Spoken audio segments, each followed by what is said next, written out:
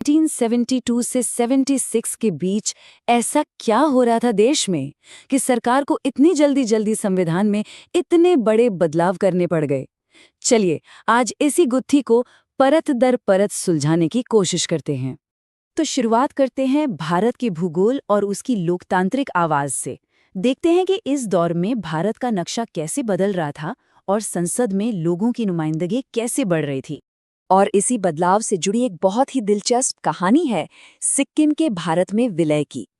देखिए, ये कोई एक रात में लिया गया फैसला नहीं था, नहीं, बल्कि ये एक सोची समझी संवैधानिक प्रक्रिया थी जिसे कई पड़ावों में पूरा किया गया। तो ये पूरी प्रक्रिया असल में 3 हिस्सों में हुई। सबसे पहले 32वें संशोधन के जरिए सिक्किम को एक खास दर्जा दिया गया।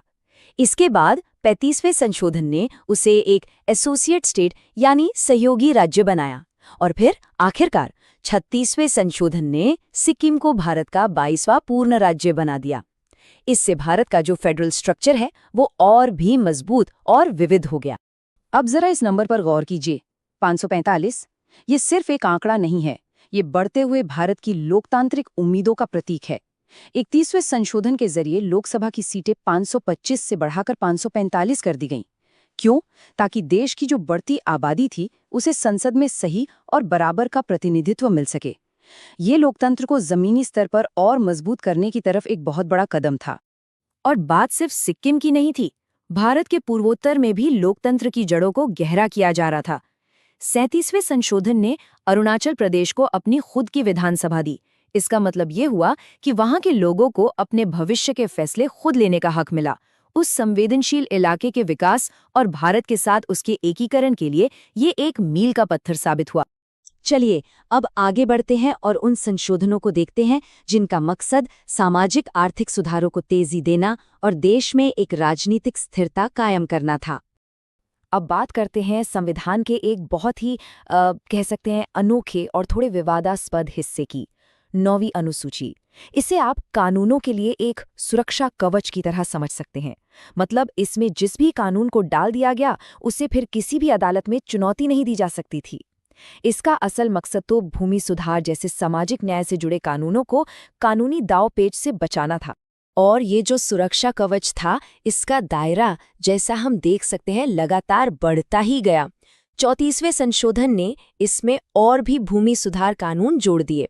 और फिर देखिए 40वें संशोधन ने तो एक साथ 64 नए कानून इसमें शामिल कर दिए, जिनमें से कई तो राष्ट्रीय संसाधनों जैसे कि खनिज और तटीय क्षेत्रों पर केंद्र के अधिकार को मजबूत करते थे।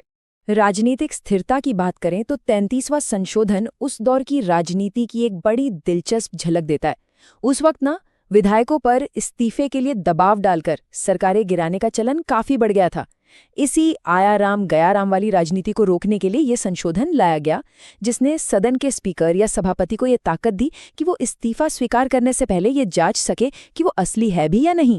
अब आते हैं इस दौर के सबसे ज्यादा चर्चित और राजनीतिक तौर पर संवेदनशील हिस्से पर, यानी कार्यपालिका और न्यायपालिका के बीच ताकत का जो संतुलन था वो कैसे बदल रहा था।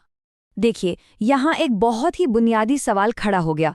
अगर देश के प्रधानमंत्री, राष्ट्रपति या उपराष्ट्रपति के चुनाव पर ही कोई विवाद हो जाए तो आखिरी फैसला कौन करेगा, अदालत या संसद? 39वें संशोधन से पहले इसका जवाब था न्यायपालिका, लेकिन इस संशोधन ने ये शक्ति न्यायपालिका से लेकर संसद द्वारा बनाई गई एक कमेटी को दे दी। यानी इन सबसे बड़े पदों के चुनावी विवादों को अदालतों के दायरे से ही बाहर कर दिया। और ये कोई छोटा मोटा कदम नहीं था। सोचिए, जुडिशियल रिव्यू यानी अदालतों की वो शक्ति जिससे वो किसी भी सरकारी कानून या कार्रवाई की संवैधानिकता की जांच कर सकती हैं, उसे लोकतंत्र का एक आधार स्तंभ माना जाता है। इस शक्ति को सीमित करने के इस कदम की, जैसा कि हमारे स्रोत भी बताते हैं, बाद में बहुत आलोचना हुई। शक्ति के इस केंद्रीकरण का शायद सबसे बड़ा उदाहरण था 38वां संशोधन। ये संशोधन कहता था कि अगर राष्ट्रपति ने देश में इमरजेंसी लगा दी तो उनके उस फैसले को किसी भी अदालत में चुनौती नहीं दी जा सकती। वो फैसला अंतिम और निर्णायक होगा। इसका सीधा मतलब था कि कार्यपालिका के फैसले पर कोई भी न्यायिक सवाल नहीं उठाया जा सकता। तो जब हम इन 4 सालों में हुए इन 11 बड़े बदलावों को एक साथ रखते हैं तो आखिर तस्वीर क्या बनती है? आइए इन सभी धागों को एक साथ जोड़कर देखते हैं। देखिए, अगर हम इन सारे संशोधनों की गुत्थी सुलझाएं तो 5 मोटी-मोटी बातें निकलकर सामने आती हैं। चुनावी प्रक्रियाओं में बदलाव, इमरजेंसी से जुड़ी शक्तियों का विस्तार, भूमि सुधारों को कानूनी कवच देना, राज्यों का पुनर्गठन जैसे सिक्किम का भारत में आना, और इन सब के केंद्र में एक ही ट्रेंड था, केंद्र सरकार की शक्तियों में लगातार इजाफा करना। और ये सारी बातें ये हमें एक बहुत बड़े और बुनियादी सवाल पर लाकर खड़ा कर देती हैं कि आखिर हमारा संविधान है क्या? क्या ये पत्थर पर लिखी एक लकीर है जिसे कभी बदला नहीं जा सकता, या फिर ये एक जीवित किताब है जो वक्त और समाज की ज़रूरतों के हिसाब से खुद को बदलती रहती है? 1972 से 1976 का ये दौर इसी बहस को आज भी जिंदा रखता है।